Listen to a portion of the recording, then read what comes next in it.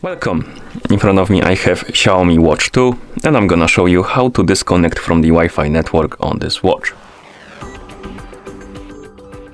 First we need to enter the settings. So press the upper button to wake up the screen on your watch, then press it again to open the menu. Now scroll through the menu, find the settings icon and tap on it to enter the settings.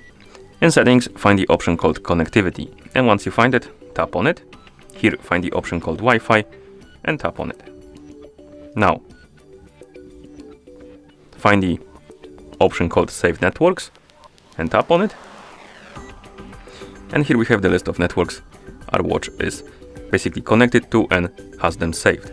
To disconnect from the Wi-Fi network, find the network you want to disconnect from, tap on it, tap on Forget, and tap on the check mark. Now the network was removed from your watch and your watch won't connect to it anymore. If you want to reconnect to it, you need to basically tap on Add Network and find it on the list and then reconnect this way. And that's how you disconnect from the Wi-Fi network. Thank you for watching. If you found this video helpful, please consider subscribing to our channel and leaving a like on the video.